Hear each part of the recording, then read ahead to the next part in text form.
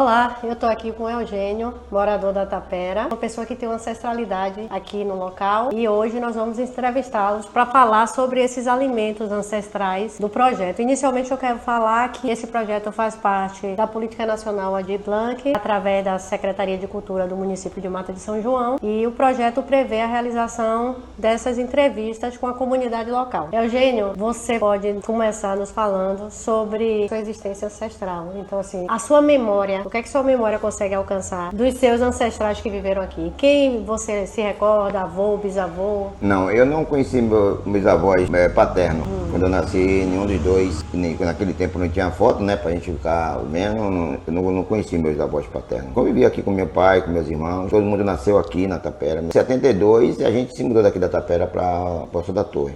Porque meu pai trabalhou 27 anos aqui na Fazenda Prado Forte, como na época era cabo de turma. Ele tinha uma equipe que trabalhava com ele. O capataz, o comandante da fazenda, passava em tal lugar assim, dizia: Marcioniro, eu passei em tal lugar assim e a cancela tá arrastando no chão. Lá pro lado do Calvão, do Barreiro. Então meu pai pegava a equipe dele com mais cinco homens e ia consertar a cancela. Semana que eu não via meu pai. Porque quando tinha trabalho desse jeito, assim, longe, que era tudo andando, aí quando a gente acordava eu não achava mais ele, pra poder ele chegar lá no horário de trabalho. E muitas vezes, quando ele saía de lá desse lugar de trabalho, ele já ia pro rio para pegar lagosta e matar peixe de facão, chamado de fastiada. Quando ele chegava de noite, a gente já estava dormindo. Então, passava 8 dias sem ver meu pai. Geralmente só via meu pai fim de semana, quando ele não ia ajudar um compadre dele fazendo digitório. Cobrir uma casa, fazer uma cerca, limpar um terreno. Mas aqui a gente via todo mundo assim. Na época, meu pai criava ovelha, muita ovelha, comia do Castelo da Torre para a beira do Rio da Praia. Minha mãe criava muita ovelha, criava porco, criava galinha. Então, quando a coisa apertava, meu pai matava um carneiro. A gente comia carneiro o mês todo. Quando a coisa apertava, meu pai matava um porco. A gente comia porco o mês todo, porque não tinha geladeira.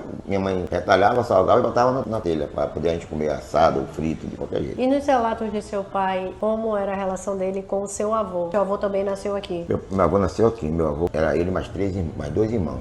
Era meu pai, meu tio e minha tia. E bisavô, você tem alguma notícia, assim, algum relato de algum familiar? Porque Mas nasceu aqui, seu bisavô? Todo mundo nasceu. Devido a esse convívio de curto com meu pai, de perguntar, de saber do passado dele, dos meus avós, a gente nunca teve essa conversa. Por quê? Tinha essa dificuldade de conviver com ele no dia a dia, coisa pra ele, porque a gente quase não via ele.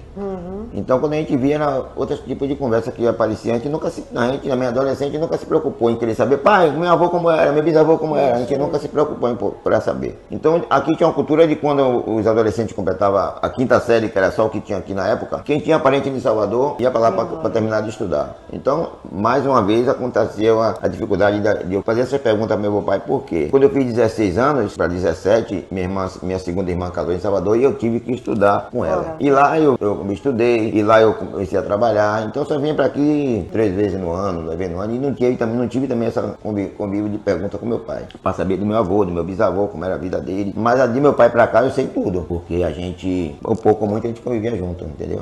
Se via, conversava, batia papo, mas não chegava essa conversa da origem da família, não é isso? Eu me arrependo até hoje por causa disso, de não ter perguntado, pai, como era meu avô, pai, como era minha avó, como era se eu vivia com ela. Naquele tempo, você lembra que sobreviviam. Porque chega uma época da gente morar aqui, que farinha era ouro. Então, às vezes a pessoa dava um dia para fulano de tal que tinha farinha, para pagar uma cuia de farinha no dia de trabalho. É brincadeira. Então meu pai pescava peixe, matava tainha de tarrafa, de facão. Cansou de comer tainha com cuscuz, porque não tinha farinha para comer outra coisa. Era caro, né?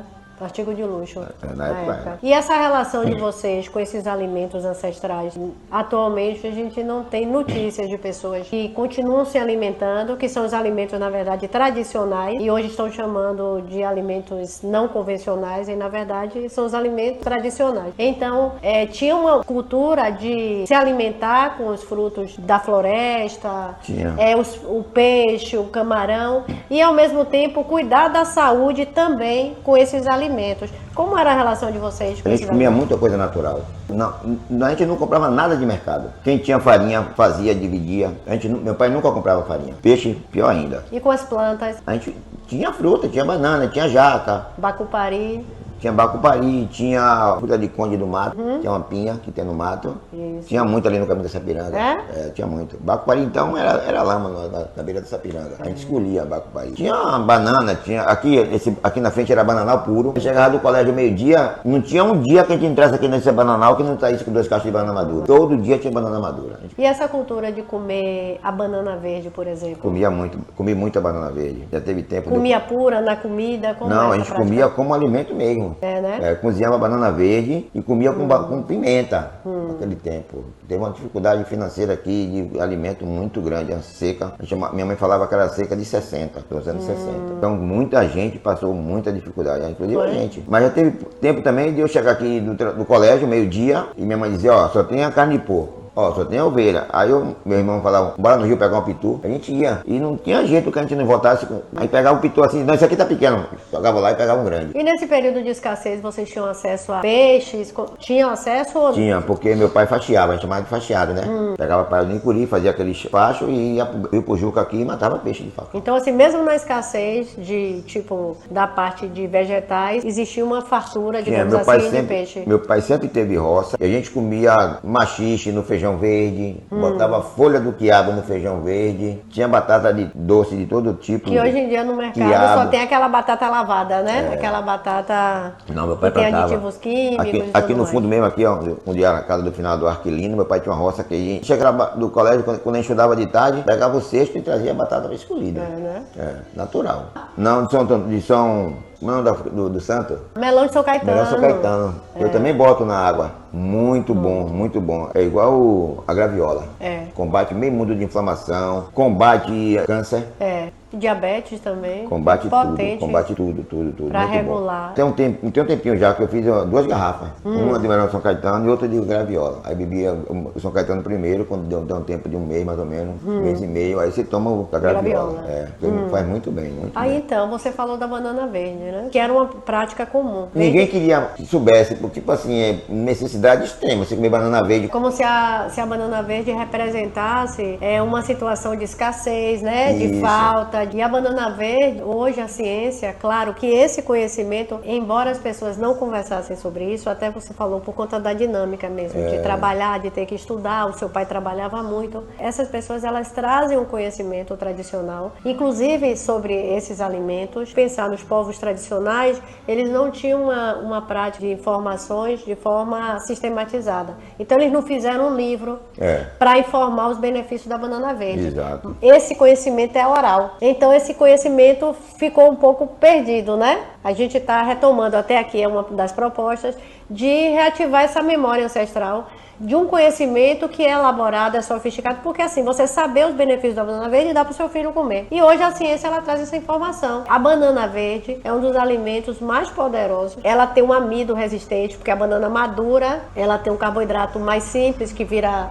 açúcar rápido, e aí o corpo, às vezes, não consegue produzir insulina na velocidade que precisa, enfim, e alterar a questão da glicemia. E a banana verde, ela tem um amido resistente, que ele não é digerido no estômago, ele vai direto para o intestino. Então, assim, ele alimenta as bactérias boas do nosso intestino e, na verdade, a banana verde, ela consegue equilibrar as funções orgânicas. Então, é um alimento extremamente poderoso, que essas pessoas já sabiam disso. Agora, não precisava falar porque era natural para ele. Na sociedade atual, a alta gastronomia se apropriou também desses alimentos. Eu não falo de uma forma depreciativa, por quê? Porque essas pessoas também têm uma existência ancestral com esses povos. Então, eles começaram a usar esses produtos. Então, hoje, por que a comunidade da Tapera, pelo que eu identifiquei, 4 famílias ancestrais, até segundo as informações da sua família, as suas, são 4 famílias originárias daqui desse trecho que eu fiz um recorte para pesquisa. Então são 4. Coincidentemente, as 4 famílias trabalham com comida. Você tá voltando para Tapera e você tem vontade de trabalhar com isso. Com certeza. Tem um sonho. Então, você vê a ligação, a relação que vocês têm com o alimento. Aí, bom, esses turistas, porque aqui é um circuito do turismo local, esses turistas estão buscando um alimento mais ressignificado. Esses alimentos que são saudáveis, são naturais, têm um potencial curativo, mas as pessoas não querem passar aqui e você vender uma banana verde cozida. Então elas querem experimentar esses alimentos, mas de forma mais elaborada, né? O que é que eu estou propondo? É que existe essa comunidade aqui tradicional, que tem um conhecimento incrível, um conhecimento que hoje a ciência também confirma o que os seus pais, os seus avós, bisavós pensavam sobre alimentos, por exemplo, como a banana verde. E por que não utilizar esses alimentos também dessa forma, né? Da forma como as pessoas vêm utilizando até na gastronomia. Coloquei aqui algumas coisas para você experimentar, para você fazer essa relação, tipo a banana verde, como era antes, e como eu vou te oferecer agora, de uma forma ressignificada, para ver o que que você acha, se você compraria na rua.